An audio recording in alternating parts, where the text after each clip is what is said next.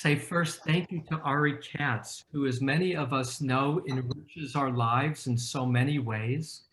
In this last year with COVID, California shutting down 1 year ago next week, Ari has facilitated over 206 such conversations as his hobby with a national and international audience. And more, as Ari mentioned, he has organized trips, including with our congregation and other partners, a trip to Israel where I had the privilege to meet you, Etgar, and to have my wife feel her excitement in meeting you and that she had discovered you 15 plus years ago and had introduced me to your writing. Today, the focus will begin at least with the pandemic. You are an Israeli writer, but we are sharing the same turf of COVID land. And so before I invite you to read a short story from pandemic, I want to just ask you about your name, Etgar. For this has been a year of great challenge for us. Your name, Etgar, means challenge. Do you know how your parents picked that name for you? Well, the thing is that I'm the youngest of three, and when my mother was pregnant with me, she had many complications. I had jaundice, and also my embryo, her embryo cord was tied around my neck. Wow. So the doctors had told her that she lost me and that they should, kind of stop the pregnancy. But she insisted on trying to have me, and I was born on her 6 months of pregnancy. Wow. I weighed less than a kilo, and the doctor said that I will not survive. So she called me Etgar Challenge, and she said to me, "I call you Challenge because it's your challenge to stay alive." And the funny thing is that my family name Keret means a metropole or a big city. So my name is basically Urban Challenge, which is a good name for sneakers, but a strange name for a human being. So when I began publishing, everybody was sure it was a pseudonym because they said there couldn't be a guy called Urban Challenge, it must Sounds be like a making it rapper. up. Yeah. Yes, so I read the story. No, wait 1 second. Before you read the story, just in a moment, but to give it context, because we are in California Of and people course. watching around the world, give us context of how COVID and the pandemic reached Israel. And then, kind of give context to the moment of this story. Well, the thing with the COVID is that the first warning about COVID in Israel, very much like many other places, it took a bit of time to understand how dangerous and how contagious it is. So it just caught us during elections. So even like, there were people saying, oh, this COVID thing is just to scare people to come from coming to vote, And right now, after a year, we are going for election again. It's as they say, the more things change, the more they stay the same. And it's we're having our second COVID election. And during this year, I think that viruses, they always attack the weakest spots in the body. If you have a lung problem, then you need to go to your lungs. And I think that the same things go for COVID, because I think that the pandemic doesn't invent new problem; it just exposes the old ones. And I'm afraid that the biggest problem in Israel in the past decade is a lack of solidarity. The fact that that we have ultra orthodox people on the one hand, we have Russian immigrants as another group, we have the Palestinians, Israeli Arabs, religious people, secular people, and the fact that all those people don't feel that they have a lot in common, that actually many of them see in the other side their enemies. I think very much like the radicalization of the Republican Democratic relations in Israel. It kind of gave you this feeling that with the pandemic that there was some kind of a fabric that is beginning to get ripped, you know. For example, during COVID, a lot of the people in the ultra-Orthodox community refused to close schools, refused to stop weddings and public events. And this had created a lot of enmity on the secular camp. While when there were demonstrations because of the economical situation or against the prime minister, people, the ultra-Orthodox, were really angry at the secular people who are going to demonstrate. It's kind of this idea that it's easier to see other people's faults than your own, and right now we are in this moment, and we're before election. You know, I mean, in the US, the dust had settled. You know, some could be happy or less happy with it, but right now we are in this kind of turmoil, and I think that that in this time where you have this feeling that the future is unknown and that you seek stability, to be a country that goes through two elections in a year with the COVID really kind of gives you a strong feeling of disorientation.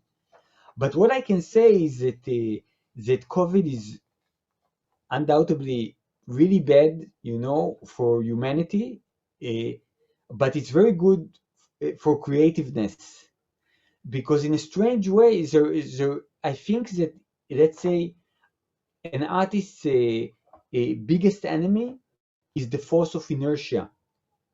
Basically, when you write, you want to reach or to capture authenticity. And the thing is that the reason that people like authentic moments is because they're so rare. Because in a normal day, you know, I wake up in the morning and I prepare breakfast for my son, and we go to school, and then I go to the university, and then on the way back I go to the supermarket. But none of those things was a choice taken in the moment. It wasn't as if I was passionate to go to work. I was just doing it. Sometimes I'm happy, sometimes I'm not, but I'm never making a choice. And and as a writer, you always seek those authentic moments. You don't want to write stories about people who are doing the same things that they did 3 days ago. You know, usually a good story would start every day. You know, Rabbi Spitz went to the synagogue at 9 a.m., but this morning he didn't, and then the story begins when the protagonist finds himself in a situation that he know is not familiar with, and then basically it's easier for him to understand who he is and what he truly yearns for, what he's passionate about. So there is something about the fact that you see the entire world stopping, you know, like in a coordinated swimming, and that all the world kind of stops this force of inertia and puts people in a situation. It puts humanity in a situation that I think is very familiar for me as a short story writer, and that's the situation that you get up in the morning, you don't know what you're going to do today, and you say, you know what, today I'm going to be a chef. I'm going to see all those beautiful YouTube recipes, and I'm going to bake a cake. You know, so help me God, I'm going to give it my best shot. And when I get up, I say, today I'm going to be a chef. And I write a story about a chef who opens a new restaurant. But this idea is that you come kind of tabula rasa, and you have to invent your story, your narrative, your point of your central point is something that is actually, it's very, very challenging. It's not easy, but it creates it creates art, and not only art. I think that it creates some kind of a reflection that people can have on their life. You know, in our neighborhood, I have a neighbor who has this a big dog, and nobody in the family walks the dog because the dog is too big and it can drag everybody else. And every time when I see him walking the dog, he always complains and he says, the children took the dog, I have to walk the dog, And then when we started having the lockdown, I would see him in the street smiling with the dog, and he says, "You see, people can't go out, but I have a dog, so I'm allowed to walk the dog. So every time I want to leave my apartment, I walk the dog." And I said to him, "But tell me, before the COVID, when you were at home and your kids were driving you crazy and your wife was asking you to do things, you also then said I had to walk the dog and took the dog out. It was just then that you were not aware of that blessing." And I think that in many ways, when I see people around me, some people who worked in the high tech and forgot how to be a parent, discovered it with great joy. And some people returned home and said, now I know why I work in high tech, because I can't be with the kids for more than 1 hour. So in the end, again, with all the sadness, I think it brought some kind of truth in its extremity. And I want to say that I wrote quite a few stories during this last year, but I wrote this specific one actually after watching a news coverage from California. So it has a Californian point, this thing. And in this news report, they showed people fighting in the supermarket over toilet paper. There were those two big women, that I would never fight. I would give them all the toilet paper in the world just not to confront them.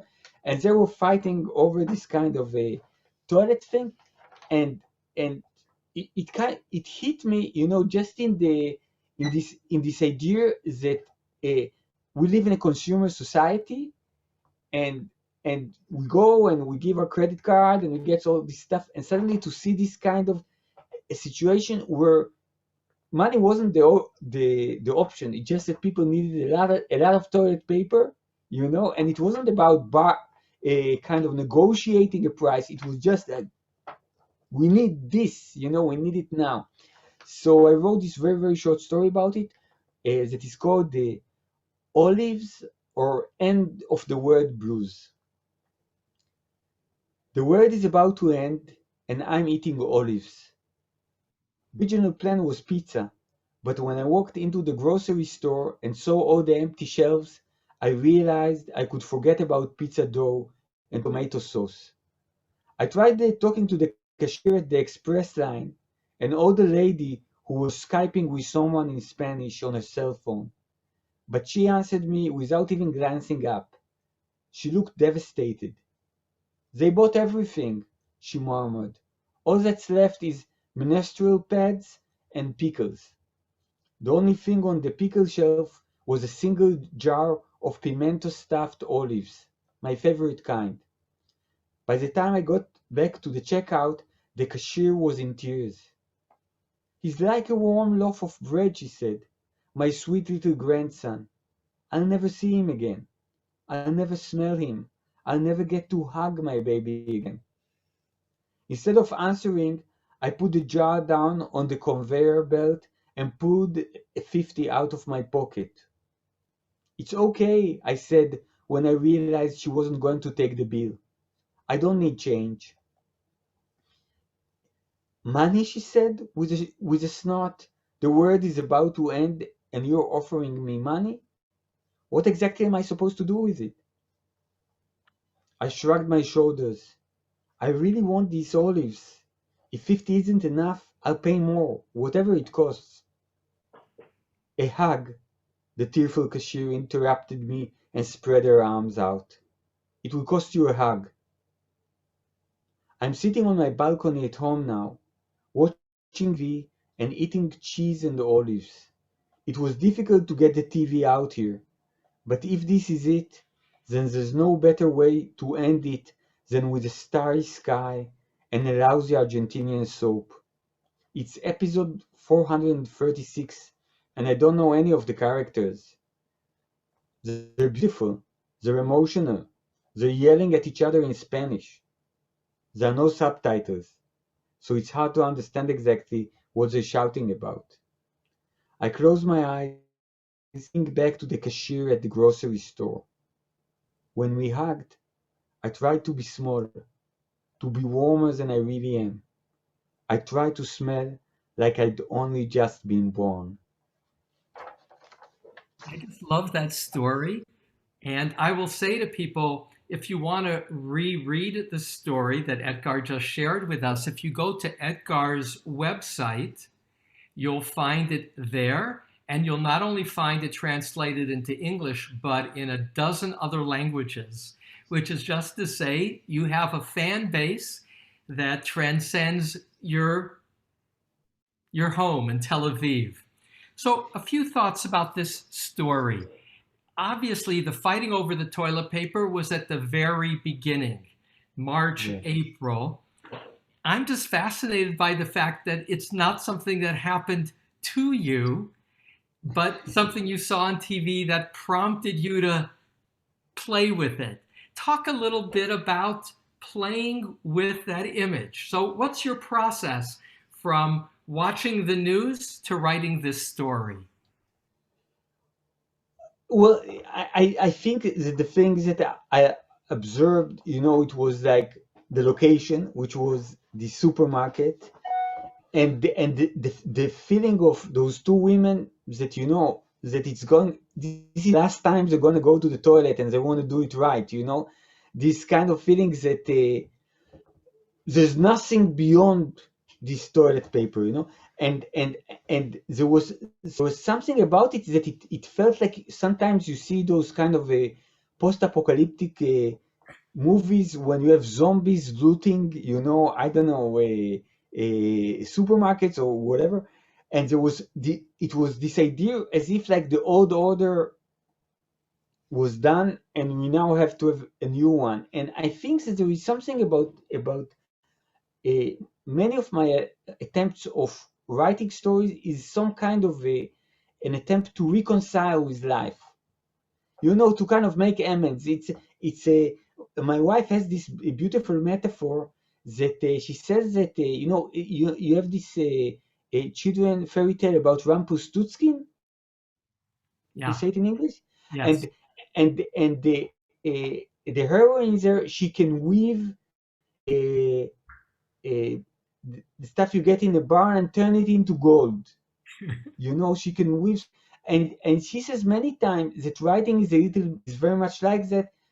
And I feel that what I do when I write, I take my anxiety and I take my pain, and what I do, I don't lie to myself. I don't beautify reality, but it's as if like you have a frame that you don't like, and you try to kind of tilt it or to zoom on something else, and this idea of kind of the old order is broken. We are going back to a basic place. Then the story took me that this place could be a place of empathy, a place of compassion. It didn't necessarily had to be a place of alienation or violence. I mean, I think if I would feel that the end of the world is near, then what I would be most worried about is my ability to leave this world with positive thoughts. I think it's just kind of a good strategy. I do it even when I fly to Europe. Before I get on the plane, I say, Edgar, be positive. We need this positiveness now. So I guess this happens to me many times. That when I sit down to write a story, I don't know the story. I just know what's bothering me, and the story is some kind of a way to deal with that, either kind of to shout it out instead of smothering it in, or by taking it out to be able to kind of fix it or correct it or put it in a better perspective. Well, what's one of the things that I love about this story, all the more with the California context you gave it, is that it was an image of fighting that ultimately ends with tender, heartfelt, if only I could, in the most innocent kind of way, in terms of being a Well, baby. you probably know the beautiful Amichai poem that I'm freely kind of quoting it, that he says that whenever you see a fist, remember that it was once an open hand outreached for somebody to shake it. Yeah. And I think, and that's the thing. I think that there is something in at least my experience of life, that life is full of complexity and ambiguity, and the more scared I am, the more the greater need I have to simplify it. I can't take it ambiguity. It's kind of like, I can read Lolita and empathize with the protagonist, but if he would move to my neighborhood, I would probably call the police, in a hysterical and inappropriate manner. And I think that there is something about writing and maybe reading, is this the ability to kind of neutralize our pragmatic anxieties. It's like, I think every book is somebody you don't know inviting you to his home.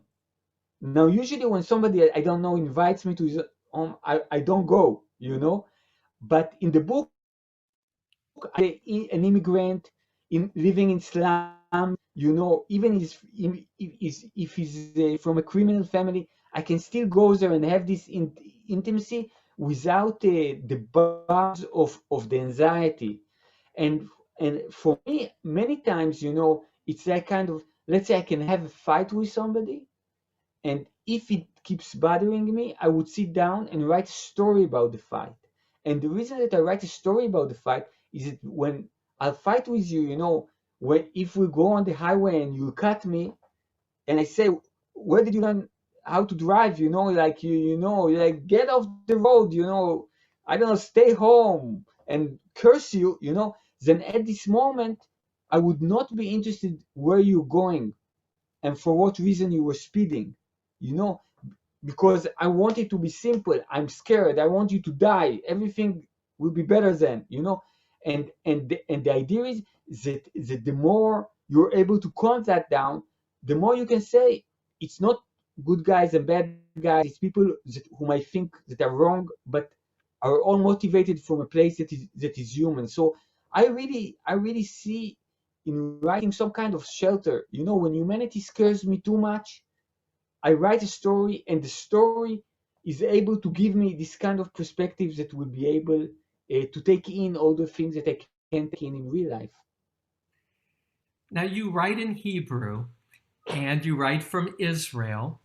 This short story, Olives, could have been written almost anywhere, except that a can of olives would not have required a 50 here in America.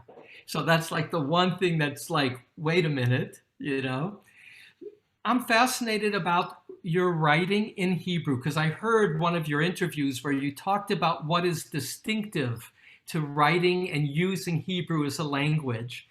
Talk a little bit about Hebrew and being an Israeli writer. Yeah, so the thing is that when I began publishing my stories in the early 90s, then the big debate about my stories was the of the language that I've used, because traditionally in Israel, the written language is always in a higher register, and that of course has to do with the Bible.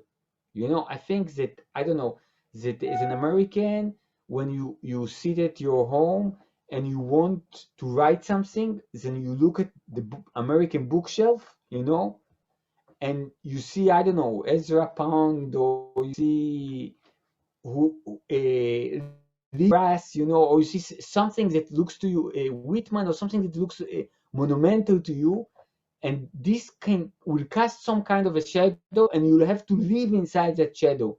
Now, in Hebrew, it's the Bible, with all due respect, to Ezra Pound, the Bible outsold him, and allegedly the written it is multi-talented, and can create universes too. So it's really a huge challenge. And in Israel, in Jewish culture, the gap between a written language and a spoken language, because when you were in Eastern Europe, you would speak Yiddish, but read Hebrew. So the idea is in Yiddish, oh, my armpit scratch, I have to scratch my armpit, or I ate too much, or where are the restrooms? And in Hebrew, you would talk about the temple, and you would use big words, the highest possible register to talk about the same word around you. So I think that this had created wonderful writers like all that you've mentioned that would have this ability to take a everyday reality, and with this higher register and with this beautiful vision, make them something that is epic. And I think I was more interested in writing in colloquial speech, which is something that it's almost blasphemous in Hebrew to write the way that people talk. And what I said to my defense was that the colloquial speech, usually, I think usually in every country, but in Hebrew, it's very, very apparent. It always shows the true nature of a society, because it's something that was brought out of need, and nobody monitors it. It's not politically correct. It's not affected by Republicans or Democrats or politics. It's just what people say to each other when they need to take a tool and, I don't know, fix their car. So there is something very democratic and unconscious about it. And the thing is that the story of the Hebrew language is very much like the story of the Hebrew people. We were ancient, the Hebrew language was ancient. We were sent on exile, and the Hebrew language was frozen, it became a rigid, read language and not a spoken language, because on the diaspora we spoke Ladino, spoke German or English, it doesn't matter. But so it became kind of like it was kept in this cube of ice, like Captain America, in mint condition. And then 2000 years later, it was defrosted, and people started speaking it like, which is a different story from all the other languages that I know, because English, for example, had changed over the years, but it had changed in an organic way. So still, if William Shakespeare, come to California and would want to kind of chat with people, he would have a problem. He wouldn't understand the stuff they're saying. But if Abraham would come to Israel and would buy falafel in Tel Aviv, he wouldn't get everything, but he would get a lot.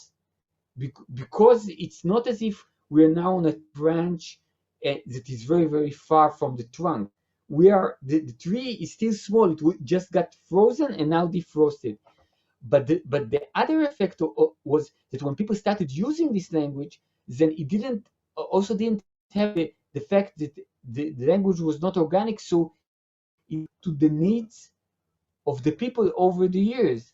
So people started speaking it, but they didn't know what's the word for water faucet, or what's the word for plastic, or how do you say car, because they couldn't find any reference in the biblical language. And because language is used for communication, those people still need to buy a car, even if they didn't have a word for car. So they instantly invented one. And then those words were either to import Arabic, Yiddish, Russian, of change it, but use something from this reference, or make up a new word. And because there was this kind of a hectic need for that, then people were also very recipient of that. So if I would make up a word and you kind of understood by context what it was, then you would probably repeat it, because you that don't have an alternative. You'd say, well, I'm going to say what this guy said before. So Hebrew language that has a kind of two extremities. On the one hand, it's holy, it's ancient and conservative. and on the other, it's cosmopolitan because it takes from all languages. It's totally chaotic. It has no kind of infrastructure. Nobody decides which word you're going to use. It's just like somebody started saying it and everybody else says it. I give you an example. Like in soccer, you have a penalty kick.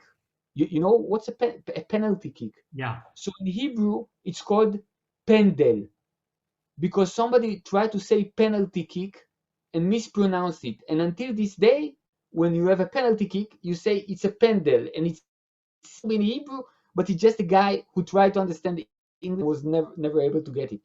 And so when we were together, this kind of ancient holy language and contemporary cosmopolitan chaotic one, then we start having sentences that, let's say, 2/3 of them are biblical, and the other third is like half Arabic and half an English word from a rap song.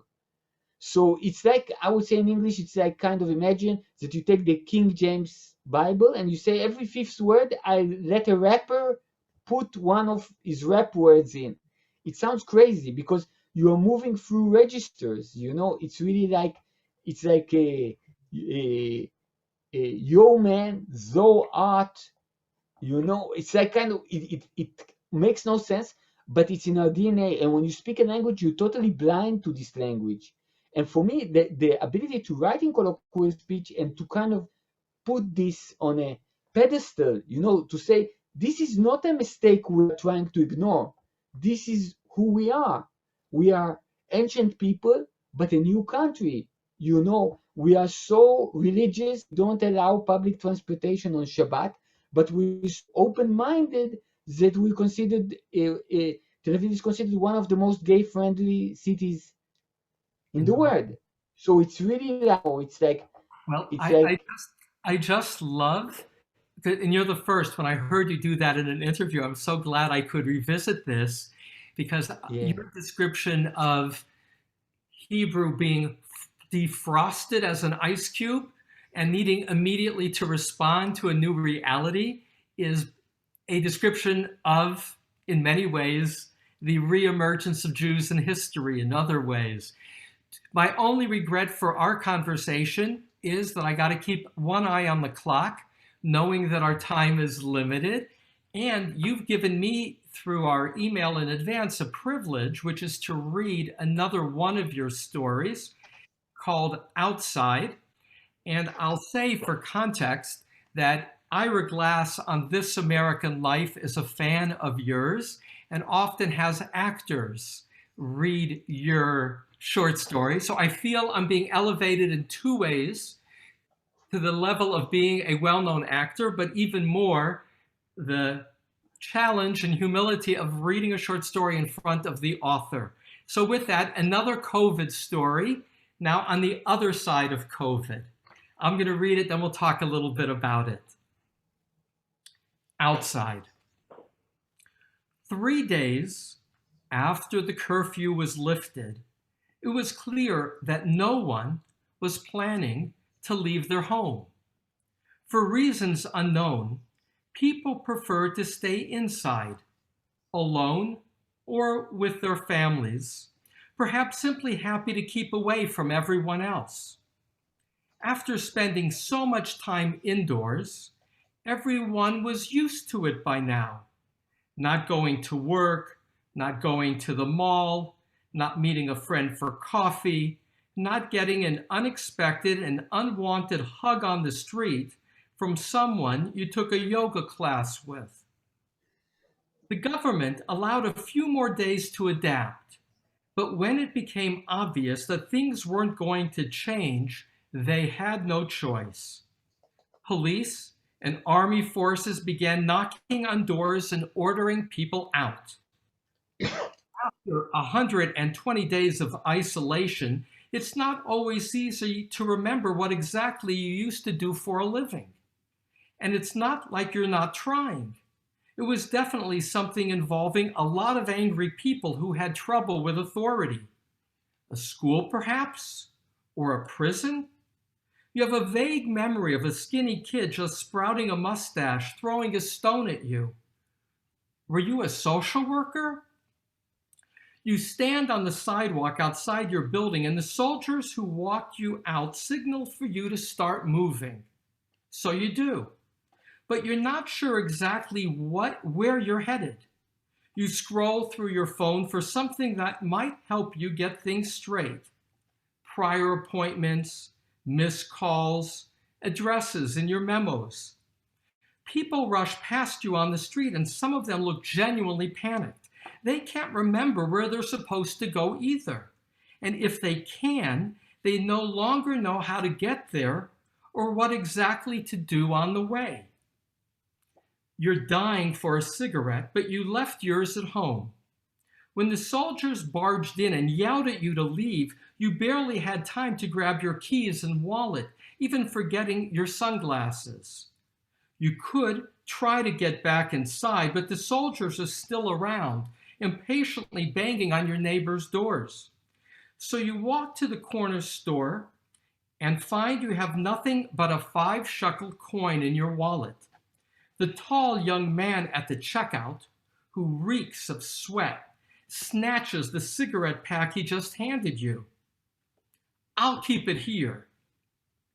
When you ask if you can pay with a credit card, he grins like you just told him a joke. His hand touched you when he took the cigarettes back, and it was hairy, like a rat. 120 days have passed since someone last touched you. Your heart pounds, the air whistles through your lungs, and you're not sure if you're going to make it. Near the ATM sits a man wearing dirty clothes, and there's a tin cup next to him. You do remember what you're supposed to do in this situation. You quickly walk past him, and when he tells you in a cracked voice that he hasn't eaten anything in 2 days, you look in the opposite direction, avoiding eye contact like a pro. There's nothing to be afraid of. It's like riding a bike. The body remembers everything, and the heart has softened while you were alone, will harden back up in no time. Translated by Jessica Cohen. Wow. So that first story had the women in the California grocery store fighting over toilet paper. What was the prompt for this story? Wait, you're on mute now. I must say, Rabbi, that you know that now I know why you're a rabbi, because you're a better man than I am. And I should have said that the last story was also translated by Jessica Cohen, the one Oh, about no, it's fine. Oh, good to give her the yeah.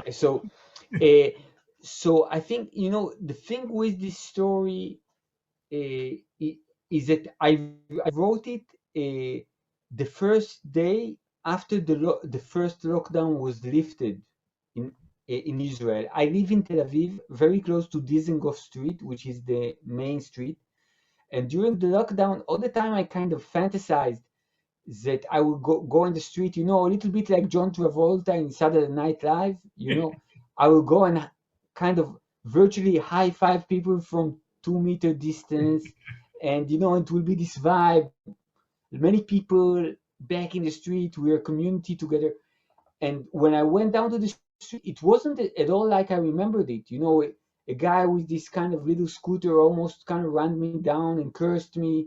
And people were smellier than I remember, you know, and the entire experience wasn't a pleasant one. And after 10 minutes, I went back home. And my instinct as I closed the door was a mistake to go out. This was like kind of this. And I think that many times what you do is you kind of capture a moment that could be totally irrational, and you try to kind of delve into it, try to understand where it takes you. And I think that with this story, you know, I said that sometimes the stories kind of take us to something, a better option, like in the first story. Here, I think it took me also to a place that is I wouldn't say pessimistic, but for sure sad and critical. And I think that that bit came a lot from the fact that during the lockdown, I read a lot of newspapers and a lot of kind of people writing about the life and writing about society. And most of the pieces that I wrote was that the beautiful world we live in was taken away from us. You know, we will not hug people again.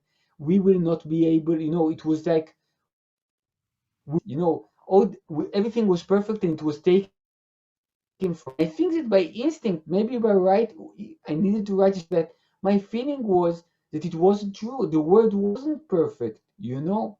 Actually, social distancing means that you can't hug people you like, but it also means that you'll be more careful to punch people.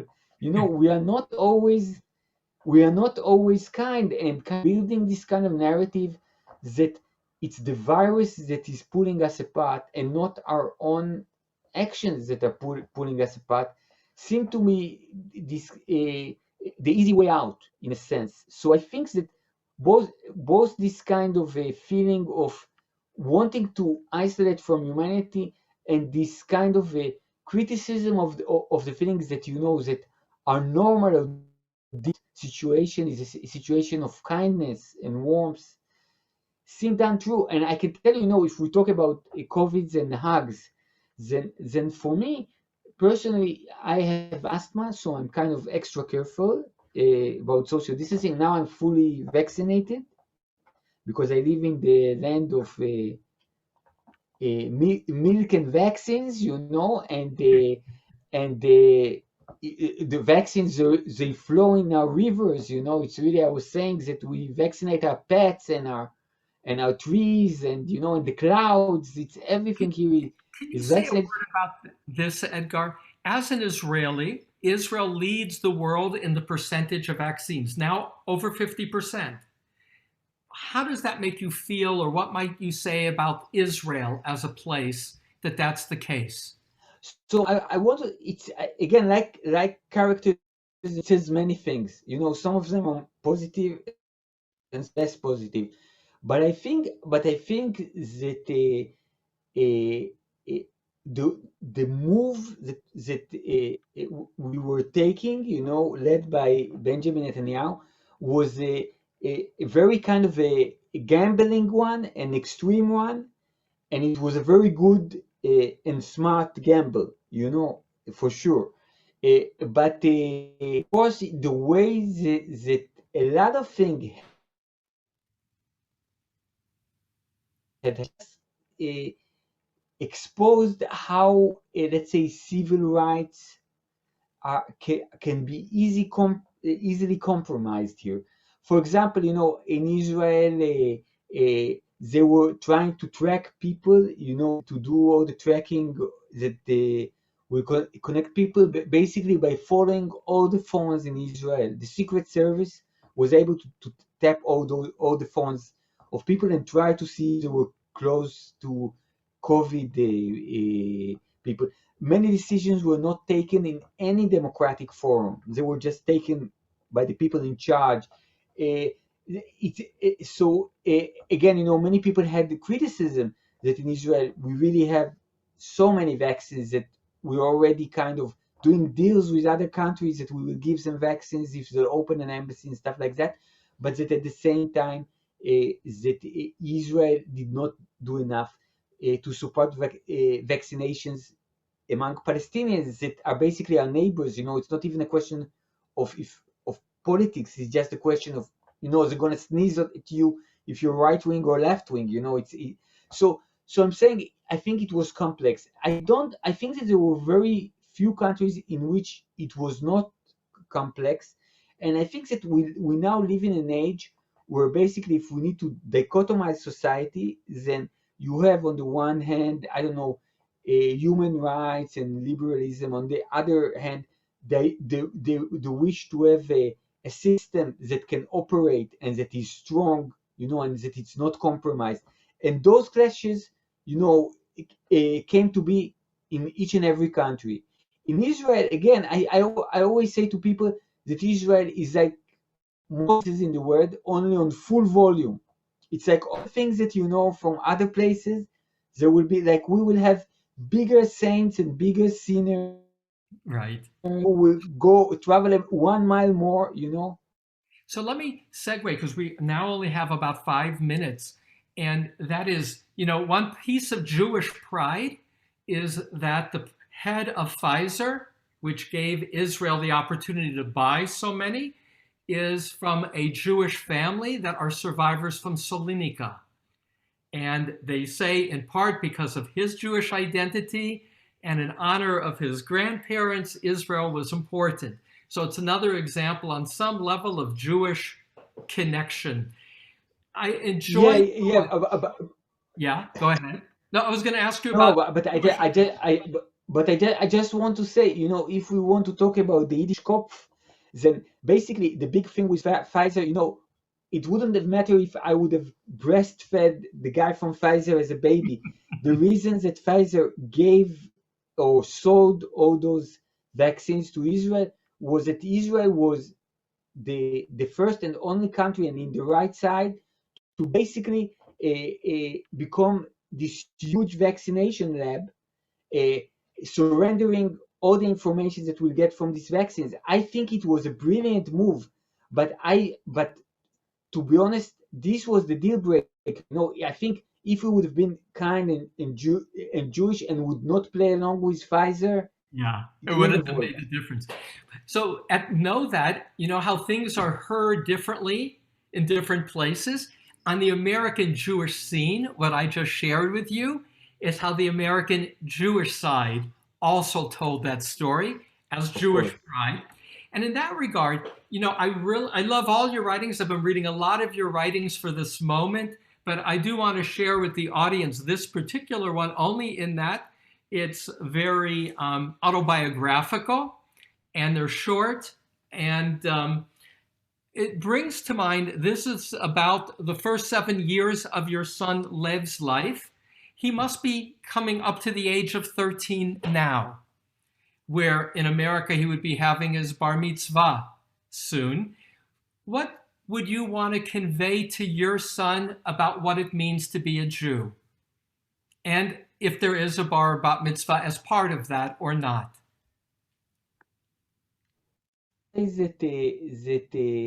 Lev is and he looks 28 and divorced, He's really, really, he looks like when I go with him, it's like people ask him, talk to him, and I'm like the kid because he's really a big guy.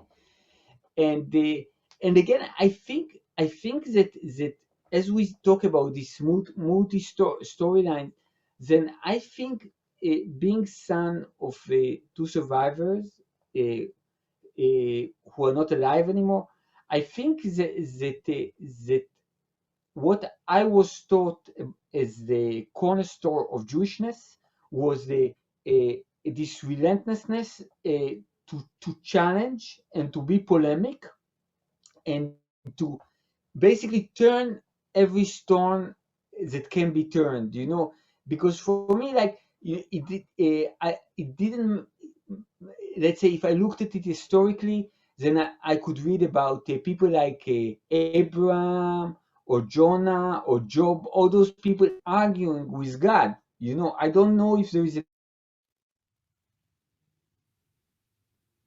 an argument with God, and God kind of, he can take it. He takes it. He believes that it's human, to try and doubt, to try and challenge. And another thing is that the Jewish way of studying, Chevruta, is basically that you study in pairs and you study by arguing about what you read, not by kind of memorizing it, but by challenging it. So I think that my parents really raised me on this kind of thinking that I belong to a group of people that basically don't go with this force of inertia, try to seek authenticity, are not afraid, to put themselves in a point in which they'll be criticized or even attacked. And to give my son. And I can say that, you know, that teenagers, they're very, you have to be polemic, you have to argue with people. Don't take anything for granted. They love it, you know, because the good age to argue with everybody. Well, it is such a treat for me. And again, my only regret is that I have to keep looking at the clock because of knowing that Ari scheduled this for a set amount of time. But for all of us, the conversation continues by reading your books and hearing in this conversation how you write your books as taking a seed and then allowing yourself to be surprised by what emerges. And to be with you is always to both be surprised by what emerges, but to always feel there's a surprise at the end of the story, not unlike the two stories today that are about the heart. I give it to you to say a word before Ari, and Ari to ask a question or pull this together. But just my gratitude to you, Etgar, for challenging us and to being so authentically present with us. Thank you. It was a wonderful conversation, and I really want to say is that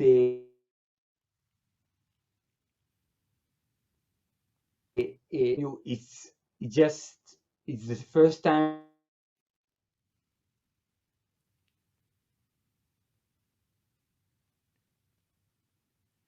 I think you're frozen. that, you know, I have events with people, that, you know, that I can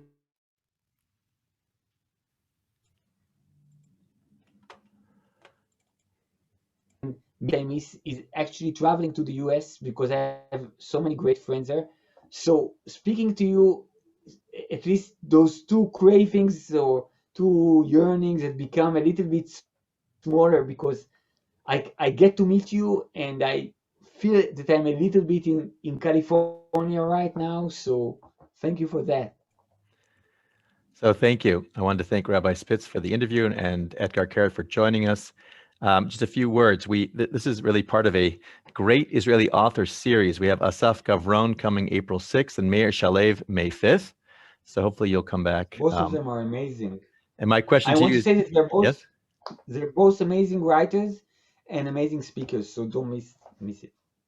Those of you who missed it, one question that came up was we had a program, we did a series on great foundational Israeli writers, and we did a one session about Said Kashua.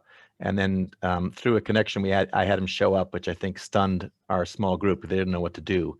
So can you talk a little bit about your relationship with Said Kashua as a writer? I know that you guys have written to each other. I don't know if you continue to do so, but someone had asked that question. I thought it was a good thing, one of our good last questions to ask.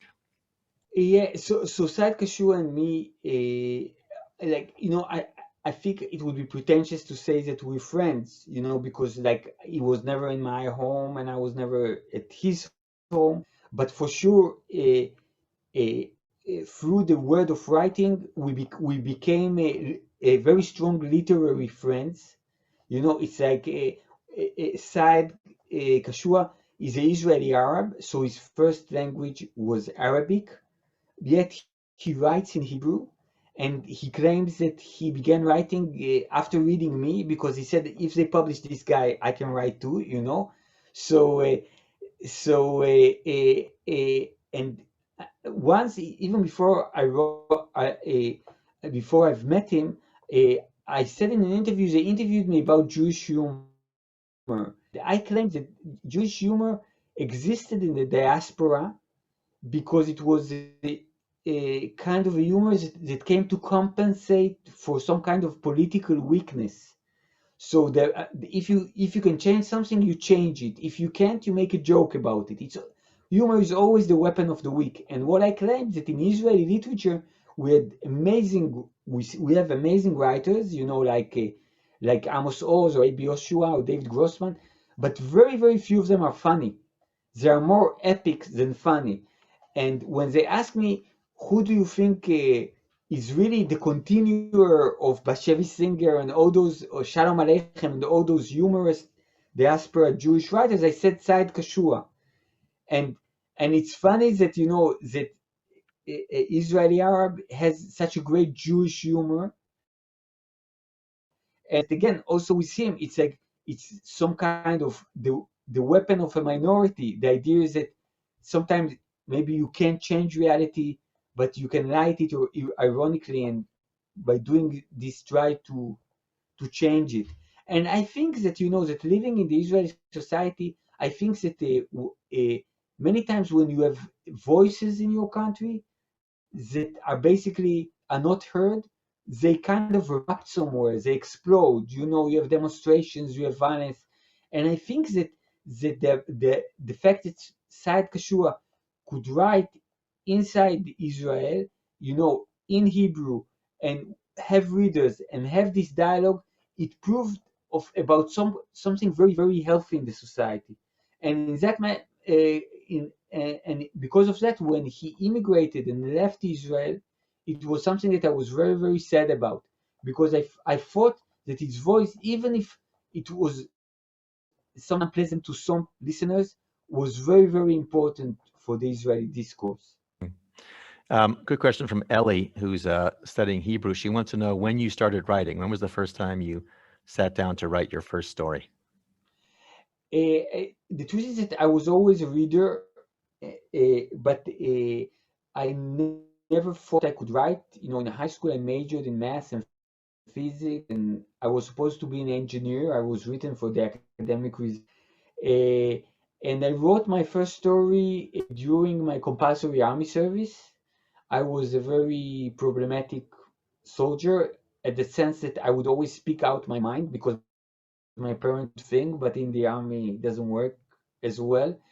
And I think that discovering writing was this ability of me kind of expressing myself and reminding myself about my thoughts and emotions in a environment in which I couldn't show vulnerability. I was afraid of things. So the idea is that I could sit down and with my thoughts and emotions, and they would exist in this world, would not be drowned in my subconscious, was almost therapeutic. And so I began writing there and never stopped. And I mean, do you know that you're funny? I mean, are you consciously aware that you are funny and that your stories are funny, or do you get surprised sometimes when you say something funny or write something funny? So I can say that that I think I'm very very consciously funny, and I would say more than that. I I don't I think usually when I'm funny, I'm not in control of that. It's not an action like saying, oh, I'm gonna pick this up, or it's like I have these stories that I was once with my family in a vacation, and I walked with my son over the beach, and my son said, "Dad, could you do me a favor? We don't have a TV here when we don't do this, and I'm a little bit bored. Could you be funny? Just be funny for me." And my instinct, my instinctive answer was, I said to him, "How can I be funny? Everything is okay." you know and I think, as I said, that humor is a weapon of the weak. So for me, humor is a way to deal with my own anxiety and my own fear and my own anger. So by kind of turning it into, I have a way of kind of having some kind of out for it. But when I do it, I once compared sense of humor to those airbags that you have in your car. you know it, it's not that you can push the airbag, but it's supposed to inflate when you need it.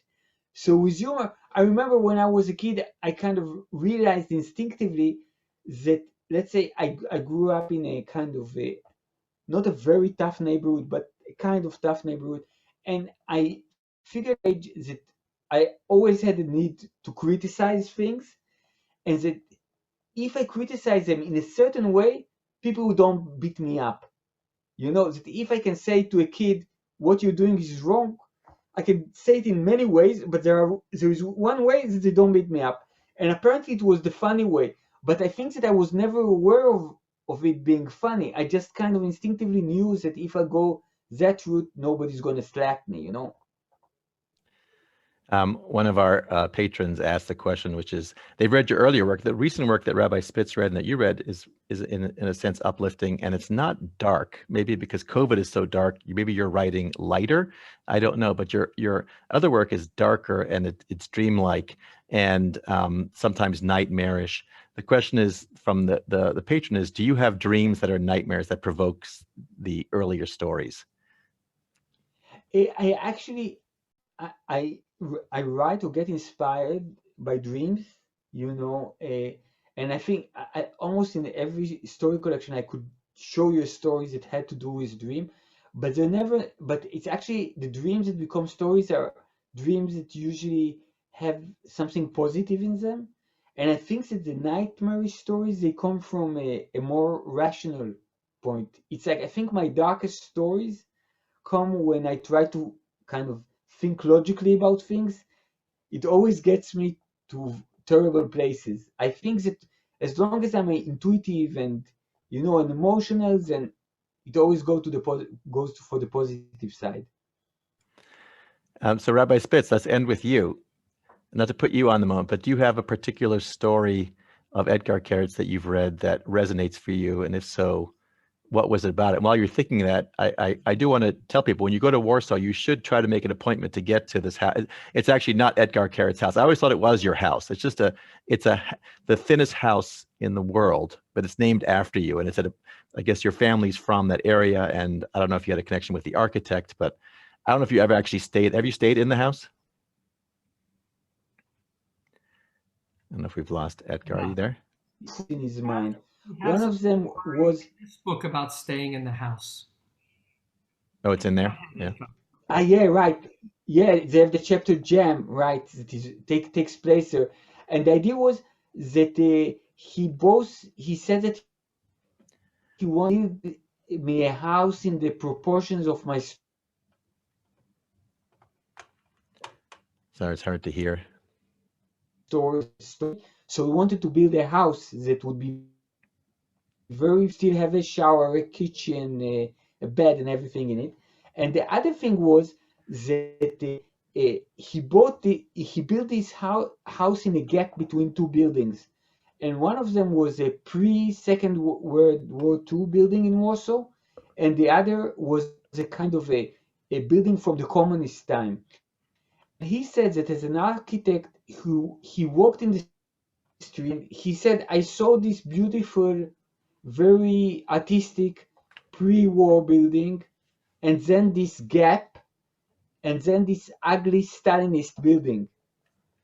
And I said, how this had turned to that? And he said, then I looked at the gap and I said, what's missing is the Jews. When the Jews left Poland, we lost our vividness, we lost our imagination, we lost our humor. And he said, I wanted to fill back this gap, and by building this house, to create some kind of continuation. So he's a very smart guy. He did many wonderful buildings that are also kind of works of art. So I'll share a picture of us in the house. Rabbi Spitz, so I hand it off to you. Privileged again to be with Ari in Warsaw, and on a Shabbos morning before shul to go to the Etgar Keret house, which was a wonderful memory. When you ask Ari my favorite stories, the most particular is the most universal. And your stories, Etgar, that are probably the most personal, they become like my own stories somehow. And although your description in this book of how your parents met and how you and your wife met are deeply your own, somehow they continue to be part of my memory. And in that regard, my wife gave me, because she was looking for one of your stories that she read years ago in the New York Times about becoming a father. She couldn't find it, but she printed out for me Big Baby, which is how your son as an infant was your truly enlightened guru. And I also was reminded that story is here as well. So thank you. If you have not read Etgar Keret's books, now you have no excuse. If you've read the books, you can read the books you haven't read or reread the ones that you've read before. I do enjoy reading them. They are short. Some of them can only happen in Israel. Some can happen anywhere in the world, but I appreciate everybody being here from around the world and around the country for this great program with really a great writer. And Etgar, we wish you a safe re-entrance into society. If you really want to go out and into Israeli society, we look forward to having Asaf Gavron with us and Meir Shalev with us. If there are any other great writers I should know about Etgar, please email me, because we have an online platform, and we were using it in an amazing way. So thank you for joining us from Tel Aviv. Be safe. We hope you don't have any. Yeah. Thank you, Rabbi Spitz, and thank all of you. Thanks. Toda. Thank you, everybody. Good to see you. Thank you, Lizzie Silver, for everything you've done for CSP, for bringing great writers, including Etgar Keret, to CSP. And I'll send you all some follow-up pictures and articles to read, and do buy some books. With that, I have to go to work. Etgar has to go have some nightmares so he can write. Rabbi Spitz should do some life cycle events. Good to see you all. Take care. Bye-bye. Bye-bye.